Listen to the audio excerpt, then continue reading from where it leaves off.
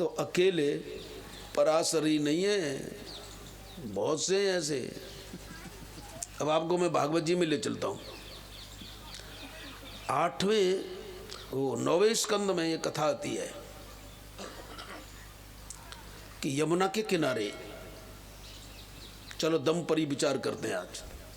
यमुना के किनारे कुटिया बनाकर एक संत साधना करते हैं, उनका नाम है सौभरी ऋषि।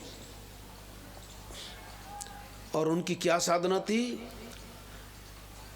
गर्मी हो तो, जाड़ा हो तो, वर्षा हो तो, यमुना के किनारे कुटी जरूर है, लेकिन साधना यमुना के अंदर जाते हैं, कंठ तक पानी आता है, उसमें खड़े होते हैं, चाहे गर्मी हो, बरसात हो अथवा जाड़ा। बोलो कितने बड़े तपस्वी हैं। अरे जाड़े में गंगा स्नान तो अच्छा, और ठंड में फिर ऐसे यमुना स्नान। अब सुबह हमको सबको देखो गर्म पानी से नहाना पड़ता है कि नहीं पड़ना, तो जरूरी है साहब। इसलिए जरूरी है कि जवानी में तो ठीक है, तुम्हारे में ताकत है, खूब दौड़ो, खाओ पियो, पचा लोगे, लेकिन बुढ़ापे में यदि तुमने उसका प्रयोग नहीं किया, बीमार पड़ गए, तो भजन कैसे होगा फिर? क्योंकि हरेक साधन भजन होता रहे, इसलिए अधिग्रहण किया जाता है। तन बिनु वेद भजन नहीं। तो ये कोरा मत दिखाना कि अरे मैं ठंडे पानी से नालू देके, अरे नालेगा तो दूसरे दिन टाटा फिस होगी तेरी, भजन छूट जाएगा। इसलिए प्रत्येक चीज हमें भगवान के लिए और भजन के लिए स्वीकार करनी है। एक घूम रहा था आधे कपड़े पहने, एक संत ने कहा कि ऐसे कैसे घूम रहे हो, ठंड नहीं लग रही है क्या तुम्हें? कि आधा इसलिए पहना हूँ कि मेरा नाम अवधूत है। तो आधा तो ये सहन कर लेता, आधा मैं अपने आप सहन करता हूँ, नहीं तो अवधूत कौन कहेगा? तो एक ऐसा है जो यश प्राप्त करने के लिए ये क्रियाएं कर रहा है। तो इसलिए भजन करने के लिए जो चीज आवश्यक हो वो जरूर अपनानी है। बीमार पड़ जाओगे न सुनने आओगे, और बीमार पड़ जाएगा न कोई सुना सकता है। इसलिए तन बिनु वेद भजन नहीं। तो जाड़ा हो, गर्मी हो, बरसात हो, यमुना में अंदर प्रविष्ट हो करके साधना करते थे, लेकिन नाम जप नहीं करते थे साहब। चित्त की वृत्ति का निरोध कर रहे हैं, यमुना में खड़े हैं। साधना पूरी होने के बाद यमुना जी को जल देना चाह रहे हैं। क्या देखा कि उस यमुना में मछली, और यानी पुरुष और स्त्री दोनों मछली आपस में काम क्रीड़ा कर रही है। आज कुछ नहीं हुआ, देखा अच्छे लग रहे हैं। कई दिनों तक ये देखते रहे, कई महीनों तक ये चर्चा चलती रही। हुआ क्या कि अब जो दोनों के संसर्ग को देखा, उसके आसपास बहुत से छोटे छोटे बच्चों को भी देखा। अब विचार आया, अरे ये छोटे छोटे फुदकते तो बड़े अच्छे लगते हैं, क्या वो मेरा भी विवाह हो जाए तो मेरे भी ऐसे भी वो भी फुदकेंगे तो अच्छा लगेगा। लेकिन अब मुझ बूढ़े को अपनी कन्या देगा कौन? लेकिन उस समय की परंपरा थी कि ऋषि लोग राजाओं के पास जाते थे और उन्हें गृहस्थाश्रम समीचीन रूप से चलाना है तो याचना करते थे कि अपनी बेटी का विवाह हमसे कर दो। और राजकन्याएं आती भी थी, ऐसी परंपरा थी। तो ये सौभरी ऋषि ने विचार किया कि मैं कन्या कहाँ से लाऊं, अपनी शादी के योग्य कहाँ पाऊं। मानदाता महाराज के पास गए साहब, जो सूर्य वंश के यशस्वी राजा हैं। मानदाता च महीपतिर्कृत युगालंकार भूतो गतः। मानदाता महाराज को सतयुग का अलंकार कहते थे, यानी सतयुग के वे श्रेष्ठतम राजा थे।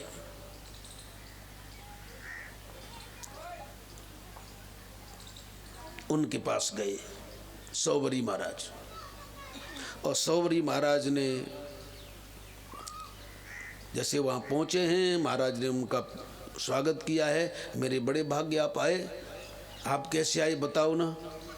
तो विश्वामित्र की तरह कहते हैं कि मैं याचन आयो निपतोई, मैं आपसे मांगने के लिए आया हूँ। मानदाता विचार करने लगे कि ये साधु जंगल में तपस्वी और मांगने के लिए आया तो कोई जरूर कोई बात होगी। तो महाराज ने सोचा कि शायद ये तप करते हैं तो कोई दैत्य लोग परेशान कर रहे होंगे, कह दिया कि आप जो मांगे सो दूं। तो एक कहाँ बैठ करके क्या सोच रहा है, राजा तो ये सोच रहा है कि शायद इनकी भजन में बाधा आ रही होगी तो मैं तैयार हूं, लेकिन वो सोच रहे हैं कि कैसे भी इनकी कन्या मिल जाए। वही स्थिति हो गई नारद जैसी, जप तप कछु न होय ते काला हे विद मिले। तो सुख दुख सहन किया, कितने बड़े तपस्वी हैं। और जब महाराज ने कहा कि आप बताओ, बोले आपकी 50 कन्याएं हैं ये मैंने सुना है। हाँ वो है महाराज। तो आप अपनी किसी कन्या का विवाह मेरे साथ कर दो, मुझे एक कन्या चाहिए, गृहस्थी चलानी है। मानदाता विचार कर रहे हैं, ये 80 वर्ष का बूढ़ा है, अब देखो कितनी तपस्या की होगी। 80 वर्ष के ये बूढ़े हैं और मेरी जो कन्या है सब सुशीला हैं, सौंदर्य संपन्ना हैं, और इन बूढ़े के साथ में अपनी कन्या का विवाह करता हूं तो ये ठीक नहीं है, और नहीं यदि करता हूं तो ये शाप दे सकते हैं। अब क्या करें। तो जो धर्म का पालन करता है मानदाता का, एक करता है माम, यानी भगवान मानदाता की परिभाषा बता रहे हैं, माम धारयति इति मानदाता, यानी जो मेरे को धारण करता है वो मानदाता है। तो जंगल में रहने वाला ऋषि तो काम को धारण कर रहा है कि मेरा विवाह हो जाए, और यहाँ सबका पालन पोषण करने वाला राजा, उसकी क्या लक्षणा है कि जो भगवान को हृदय में धारण किए है। और भगवान को हृदय में धारण करोगे तो बुद्धि देगा कि नहीं देगा। दिव्यम ददामि ते चक्षु पश्चिमे योगमैश्वरम, बुद्धि आई सब मानदाता को। तो मानदाता ने कहा महाराज मैं बड़ा सौभाग्यशाली हूं।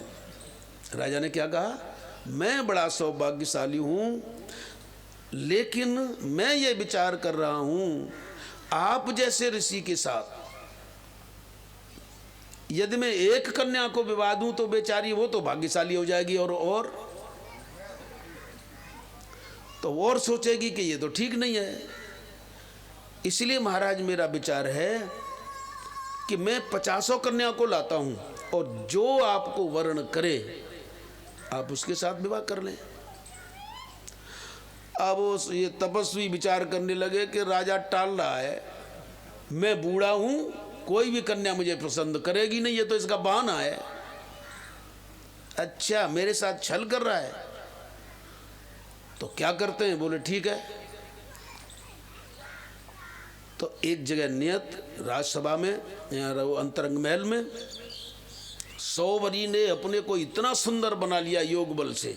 अब देखना कितना योग था कि वो अपने शरीर को भी बदल लेते हैं, हाँ? क्योंकि लंबे जीवन तक साधना किया है, अपने को ऐसा सुंदर बना लिया, ऐसा सुंदर बना लिया। सोच रहे हैं कि देखें अब कौन सी वर्ण नहीं करेगी। तो जैसे ही कन्याएं आती हैं तो प्रत्येक कन्या कहती है अहम पूर्वम अहम पूर्वम अहम वृणी में अहम वृणी में। प्रत्येक को वो सुंदर दिखाई देते हैं। प्रत्येक कन्या कहती है कि पिताजी मैं विवाह करूंगी, मैं करूंगी, मैं करूंगी। तो महाराज ने कहा कि ये तो सभी, तो बोले कोई बात नहीं, सबके साथ विवाह कर लेंगे हम। अब योगी हैं साहब, सामर्थ्यवान है। 50 कन्याओं के साथ विवाह हुआ, विषयोपभोग में जीवन चला गया। एक एक के 10-10 बेटे हो गए। एक दिन ऐसा हुआ कि पुनः वो फिर यमुना किनारे गए, और फिर उन्होंने वही मछलियों की क्रीड़ा देखी। तो पहले देखी थी तो फंस गए, और आज जब देखा तो पश्चाताप हो रहा है। अहो बड़ा वो रोए हैं साहब, श्रीमद् भागवत में रोए हैं। अहो इमं पश्यतु मे विनाशं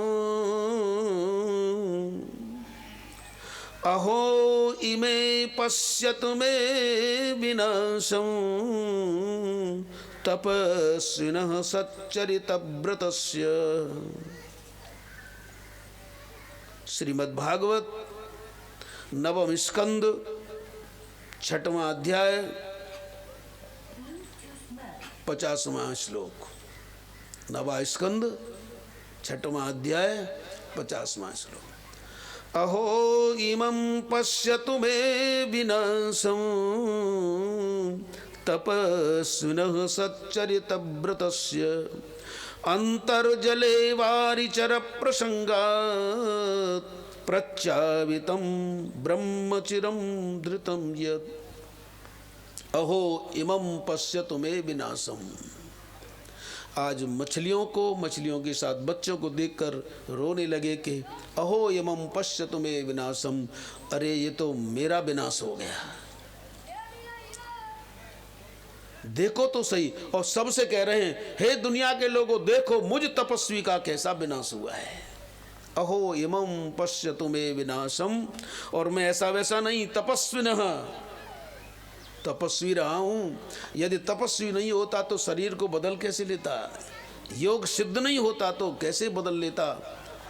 सच्चरित व्रतस्य, मैंने जीवन में सच्चरित्र व्रत का पालन किया, चित्त की वृत्ति का निरोध करके योग किया। और अंतर्जले वारिचर प्रसंगात, अंतर्जल में मछली की काम क्रीड़ा देखकर प्रच्चावितम ब्रह्मचिरम, मैंने जो ब्रह्म की प्राप्ति के लिए चिरकाल से व्रत ले रखा था, साधना कर रहा था, वो चला गया। तो कहते हैं कि यदि दम का व्रत पूर्ण करना है तो वह तुम्हारे दम पर नहीं हो सकता। वो किसके दम पर होगा? भगवान के दम पर। यह गुण साधन सो नहीं होई, तुम्हारी कृपा पाव कोई कोई। इसका अर्थ ऐसे मत करना कि तुम्हारी कृपा कोई कोई पाता है, ऐसे नहीं। कोई कोई तुम्हारी कृपा की तरफ प्रतीक्षा करता है, और जो तुम्हारी कृपा की प्रतीक्षा करता है वो बिल्कुल कृतकृत्य हो जाता है।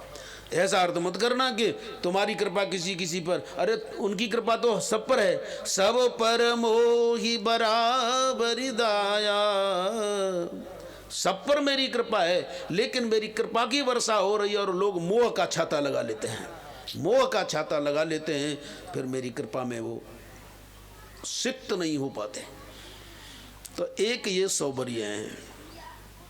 अहो इमं पश्यतु मे विनाशम तपस्विनः सच्चरितव्रतस्य अंतर्जले वारिचर प्रसंगात् प्रच्चावितं ब्रह्मचिरं धृतं यत्। तो ये सौभरी का चरित्र हमें ये शिक्षा देता है कि भगवान की शरण परमावश्यक है। चाहे धर्मात्मा हो, योगी हो, ज्ञानी हो।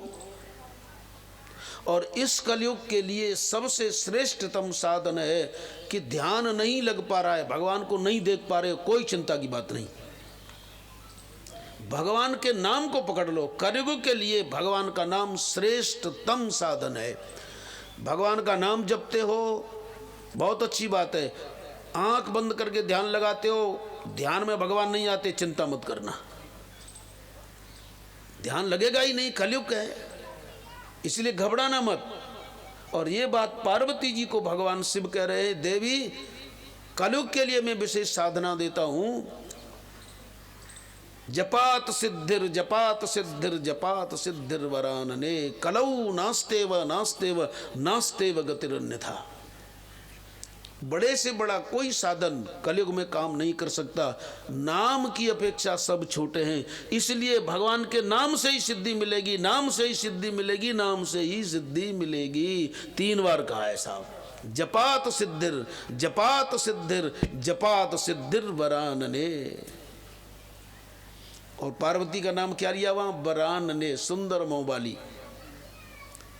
आप सोच रहे हो कि श्रृंगार में बोल रहे हैं क्या भगवान शिव? नहीं, बरान ने सुंदर मोह कौन है, कौन सा है? सोई सुंदर सोई सुभग शरीरा, जेतन पाए भजिय रघुवीरा। यदि भगवान के नाम को जपता है तो वो बहुत सुंदर मुंह वाला है। कौआ कितना सुंदर है, लेकिन जब वो राम कथा कहता है तो दीवाल पर बैठता है तो कहते हैं ये काऊ काऊ कर रहा है, लेकिन जब भगवान की कथा कहता है तो तुलसी बोलते हैं कि बोले वो मधुर वचन तिमी कागा। तो कहने का तात्पर्य है, कलयुग में यदि हमारे लिए श्रेष्ठतम साधन है तो वो क्या है? भगवान के नाम का जप, उनका आश्रय। कुछ लोगों की बुद्धि ऐसी हो जाती है साहब, चौरे में रपट जाते हैं, चौरे में रिपट जाते हैं। वो सोचते हैं अब तो हमने इतना ज्ञान प्राप्त कर लिया, इतने दर्शन पढ़ लिए, वेद भी हमें बहुत सारे मंत्र आते हैं, फिसल जाता है साहब। लेकिन कुछ की बुद्धि ऐसी ढीली है, नाम क्या कर लेगा। लेकिन कलि संतरण उपनिषद में चर्चा आती है। कलि संतरण उपनिषद, उपनिषद छोटी मोटी चीज नहीं है। हमारे भारतीय वाङ्मय के वेद का जो सार है वो उपनिषद है, यानी अध्यात्म विद्या के जो श्रेष्ठतम ग्रंथ है उपनिषद। उस कलि संतरण उपनिषद में आता है, नारद जी अपने पिता ब्रह्मा जी के पास जाते हैं और कहते हैं कि कलयुग के प्राणियों का उद्धार कैसे होगा। तो ब्रह्मा जी स्पष्ट कहते हैं, हरे राम राम राम हरे हरे, हरे कृष्ण कृष्ण कृष्ण हरे हरे, हरे राम राम राम हरे हरे, हरे कृष्ण